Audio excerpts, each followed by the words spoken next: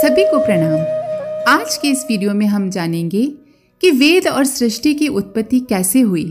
जड़ और चेतन सृष्टि के निर्माण में ब्रह्मा जी की दो शक्तियां किस तरह काम कर रही हैं, जड़ और चेतन शक्ति किस तरह से उत्पन्न हुई और गायत्री और सावित्री ब्रह्मा की पुत्री तथा पत्नी के नाम से किस तरह प्रसिद्ध हुई। पर उससे पहले यदि आपने हमारे YouTube चैनल देव परिवार को सब्सक्राइब नहीं किया है तो चैनल को सब्सक्राइब करें और बेल आइकन दबाकर ऑल पर क्लिक करें ताकि आपको आने वाले सभी वीडियो की नोटिफिकेशन मिलती रहे।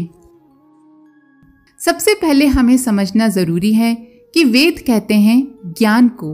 वो एक है, परंतु एक होते हुए भी वह प्राणियों के अंतःकरण में 4 प्रकार का दिखाई देता है। इसलिए एक वेद को सुविधा के लिए 4 भागों में विभक्त कर दिया गया है। ऋग, यजु, साम और अथर्व। कल्याण, प्रभु प्राप्ति, ईश्वरीय दर्शन, आत्म शांति, ब्रह्म निर्वाण, धर्म भावना, कर्तव्य पालन, प्रेम, तप, दया, उपकार, उदारता, सेवा आदि ऋग के अंतर्गत आते हैं। पराक्रम, पुरुषार्थ, साहस, वीरता, रक्षा, आक्रमण, नेतृत्व, यश, विजय, पद, प्रतिष्ठा, ये सब यजु के अंतर्गत आते हैं। क्रीड़ा, विनोद, मनोरंजन, संगीत, कला, साहित्य, स्पर्श, इंद्रियों के स्थूल भोग तथा उन भोगों का चिंतन, प्रिय कल्पना, खेल, गतिशीलता, रुचि, तृप्ति आदि को साम के अंतर्गत लिया जाता है। और धन, वैभव, वस्तुओं का संग्रह, शास्त्र, औषधि, अन्न, वस्तु, धातु, ग्रह, वाहन आदि सुख साधनों की सामग्रियां अथर्व की परिधि में आती हैं। किसी भी जीवित प्राणधारी को ले लीजिए, यदि उसकी सूक्ष्म और स्थूल, बाहरी और भीतरी क्रियाओं और कल्पनाओं का गंभीर एवं वैज्ञानिक विश्लेषण करें तो प्रतीत होगा कि उसकी समस्त चेतना इन्हीं 4 क्षेत्रों के अंतर्गत परिभ्रमण कर रही है। ये चारों प्रकार के ज्ञान उस चैतन्य शक्ति के ही स्फुरण हैं जो सृष्टि के आरंभ में ब्रह्मा जी ने उत्पन्न की थी और जिसे शास्त्रकारों ने गायत्री नाम से संबोधित किया है। इस प्रकार चारों वेदों की माता गायत्री हुई। इसी से उन्हें वेद माता भी कहा जाता है। जिस प्रकार जल तत्व को बर्फ, भाप, वायु तथा पानी के 4 रूप में देखा जाता है, जिस प्रकार अग्नि तत्व को ज्वलन, गर्मी, प्रकाश तथा गति के रूप में देखा जाता है, उसी प्रकार एक ज्ञान का गायत्री के 4 वेदों के 4 रूपों में दर्शन होता है। गायत्री माता है और 4 वेद पुत्र हैं। ये तो हुआ सूक्ष्म गायत्री का, सूक्ष्म वेद माता का स्वरूप। अब स्थूल रूप पर विचार करेंगे। ब्रह्मा जी ने 4 वेदों की रचना से पूर्व 24 अक्षर वाले गायत्री मंत्र की रचना की। इस एक मंत्र के एक एक अक्षर में सूक्ष्म तत्व समाहित हैं, जिनके पल्लवित होने पर 4 वेदों की शाखा प्रशाखाएं उद्भूत हो गईं। गायत्री के 24 अक्षर बीज हैं जो प्रस्फुटित होकर वेदों के महाविस्तार के रूप में अवस्थित होते हैं। गायत्री मंत्र के 24 अक्षरों से वैदिक साहित्य के अंग प्रत्यंगों का प्रादुर्भाव हुआ है। गायत्री सूत्र है तो वैदिक ऋचाएं उसकी विस्तृत व्याख्या हैं। आइए अब समझते हैं जड़ और चेतन शक्ति कैसे उत्पन्न हुई। अनादि परमात्म तत्व ब्रह्म से ये सब कुछ उत्पन्न हुआ। श्रुति में कहा गया है कि सृष्टि के आरंभ में परमात्मा की इच्छा हुई, एको हम बहुस्त्याम, मैं एक से बहुत हो जाऊं। उनकी यह इच्छा स्फुरना नाभि देश में से निकलकर स्फुटित हुई, अर्थात कमल की लतिका उत्पन्न हुई और उसकी कली खिल गई। सृष्टि उत्पन्न करने का विचार उठते ही ब्रह्म में जो स्फुरन उत्पन्न हुआ उसका नाम है ब्रह्मा। ये ब्रह्मा सृष्टि निर्माण की त्रिदेव शक्ति का प्रथम अंश है। आगे चलकर यह त्रिदेव शक्ति उत्पत्ति, स्थिति और विनाश का कार्य करती हुई ब्रह्मा, विष्णु, महेश के रूप में दृष्टिगोचर होती है। इस उत्पन्न करने वाली शक्ति ब्रह्मा के द्वारा 2 प्रकार की सृष्टि उत्पन्न हुई, एक चैतन्य, दूसरी जड़।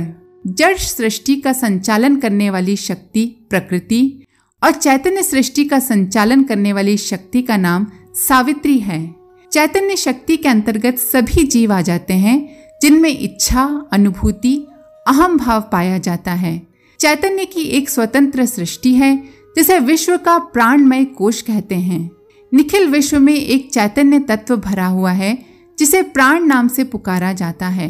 विचार, संकल्प, भाव इस प्राण तत्व के 3 वर्ग हैं और सत, रज, तम 3 इसके वर्ण हैं।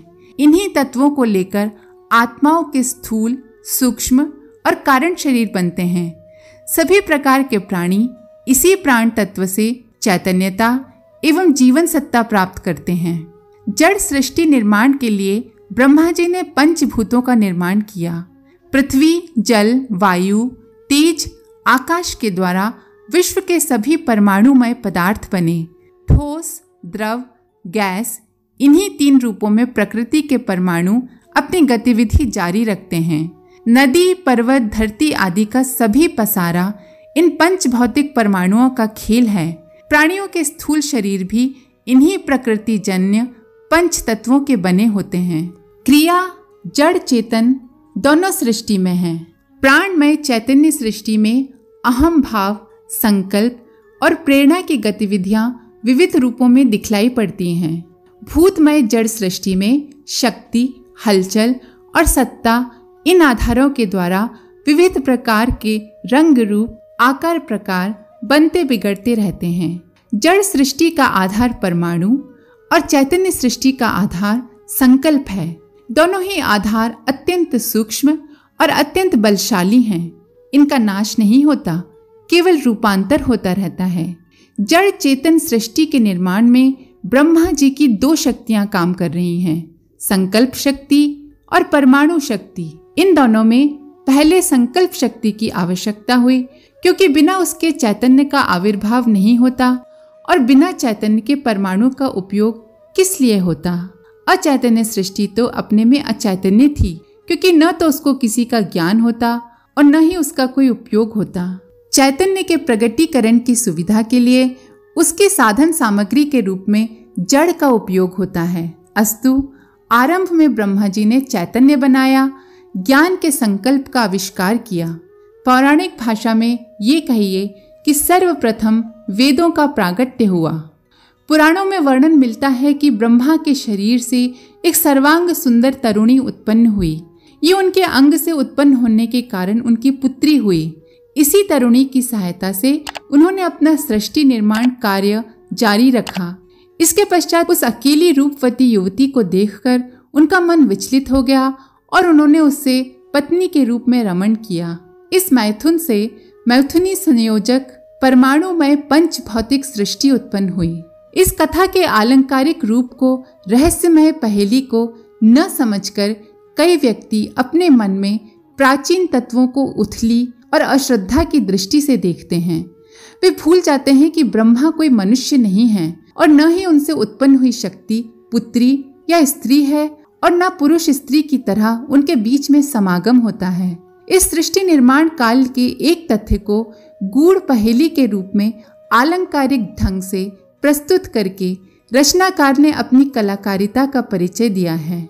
हमारे हिंदू शास्त्रों में पति पत्नी, पुत्र पुत्री आदि के संबंध वैसे नहीं होते जैसे कि मानवीय संबंध होते हैं। किसी देवता की पत्नी का कोई भी संदर्भ उस देवता की शक्ति को दर्शाता है। उदाहरण के लिए सूर्य की 2 पत्नियां कही जाती हैं जिनका नाम संध्या और छाया है। संध्या दिन और दिन के 2 हिस्सों के बीच के काल का प्रतिनिधित्व करती है। छाया प्रतिबिंब और छाया का प्रतिनिधित्व करती है। चूंकि ये 2 प्रभाव सूर्य के कारण होते हैं, इसलिए उन्हें उनकी पत्नियों के रूप में जाना गया है। ब्रह्मा निर्विकार परमात्मा की शक्ति है जो सृष्टि का निर्माण करती है। इस निर्माण कार्य को चालू रखने के लिए उनकी 2 शक्तियां हैं जिन्हें संकल्प शक्ति और परमाणु शक्ति कहते हैं। संकल्प शक्ति चेतन सत संभव होने से ब्रह्मा की पुत्री कही जाती हैं। परमाणु शक्ति स्थूल, क्रियाशील एवं तम संभव होने से ब्रह्मा की पत्नी मानी जाती हैं। इस तरह की अलंकारिक भाषा का उपयोग सूक्ष्म तथ्यों को सरल भाषा में समझाने के लिए किया जाता है। इस तरह गायत्री और सावित्री ब्रह्मा की पुत्री और पत्नी रूप में प्रसिद्ध हुई। सरस्वती ज्ञान के प्रतिनिधि हैं, गायत्री विवेक के प्रतिनिधि हैं और सावित्री कर्मों के निष्पादन की प्रतिनिधि हैं। आज के लिए इतना ही। अगर आपका कोई सुझाव है तो हमें कमेंट बॉक्स में जरूर लिखें। आप सभी का बहुत बहुत धन्यवाद। ओम शांति। हमारे YouTube चैनल को सब्सक्राइब करें और बेल आइकन को दबाकर ऑल पर क्लिक करें ताकि नोटिफिकेशंस आपको मिलती रहें।